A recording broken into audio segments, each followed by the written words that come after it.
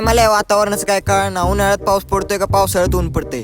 कारण का गेल्या काही दिवसांमध्ये इतका पाऊस पडलाय की गाड्या वाहून गेल्यात आणि आता इतकं ऊन पडतंय की गरमीने पार घाम फुटलाय.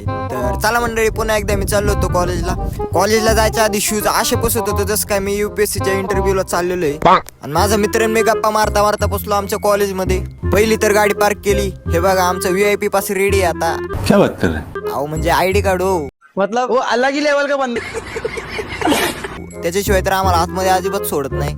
आतमध्ये गेले गेले मित्र काय माहिती वरून काय बघत होते. बघत का मी इन्व्हेस्टिगेशन जास्त करत होते. त्यांच्या नजरेतून मुंगी पण सुटणार नाही असे बघत होते. मग थोड्या वेळाने आमचा तेजच भाऊ वरती आला. हा चालत कमी रॅम्प वॉकच जास्त करत होता. कोणाच्या बी नादी लाग, या रगेलच्या नादी लागू नको.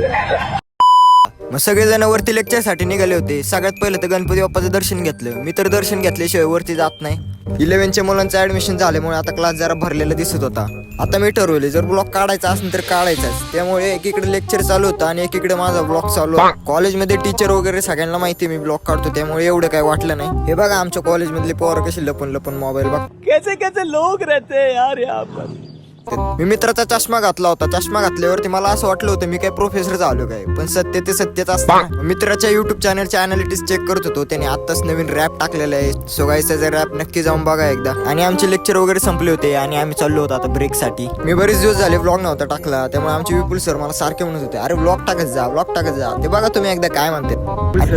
सर तुम्ही म्हणत होते लय दिवस व्लॉग नाही काढला. खूप दिवसानंतर राजने व्लॉग नाही काढलेला आणि आता मिलियन्स मध्ये व्ह्यूज येणं गरजेचं आहे. हा मामांना म्हणली ते सर पण लय शांत असतं.